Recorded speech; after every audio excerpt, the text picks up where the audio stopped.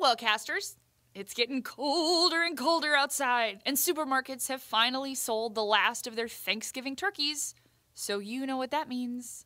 It's coming up on finals! We know. It's not our favorite time of the year either. Upcoming tests mean long nights of studying, stress, and probably some nightmares that involve either sleeping through your English exam or walking into class naked. This week on WellCast, we took another viewer suggestion, this one by Samber Salsa, on getting your study skills up to par.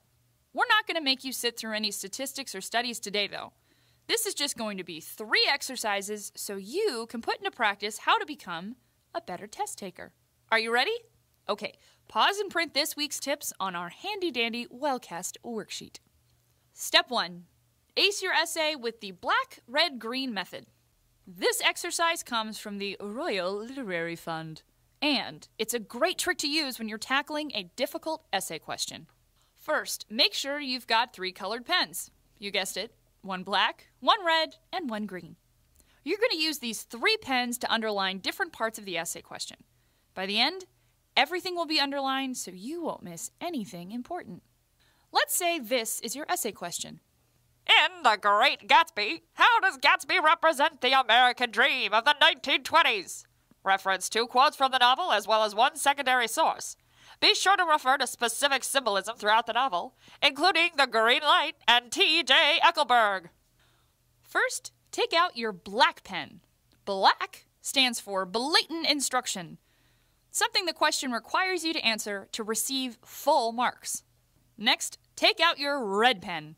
This will be used for underlying any reference points you've been asked to hit.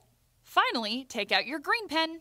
This one's easy. The green pen underlines a green light, which is a hint that the question gives on how to proceed. By now, this essay question should be looking like a Christmas tree. And that's how you know that you've hit and understood every part of the prompt. You're ready to rock that answer. Step 2. Mnemonic devices are your best friend. Basically, a mnemonic device turns a long string of information into something short, interesting, and above all, memorable. The best mnemonic devices have one thing in common. They create a striking visual image in your mind. For example, a common mnemonic device is the sentence, "Each good bird does fly." That's one way to remember the lines in a staff of music. E, G, B, D, and F. But flying birds aren't very striking. If you're sitting in a classroom chewing on your pencil, a flock of birds might not pop into your head right away if you're straining to remember a musical staff. But what about, "Each gap-toothed billy goat dances fast"? Yep, that's more like it. Step 3. Give a speech. The link between hearing something and remembering it has been proven time and time again. Studies have found that people who have difficulty hearing in certain situations are also more likely to have memory impairment. So, what does that mean? Well, think about it this way. You know your favorite album and how you always know what song's going to come up next? That's because you've listened to the thing ad nauseum, and you've ingrained that information into your brain.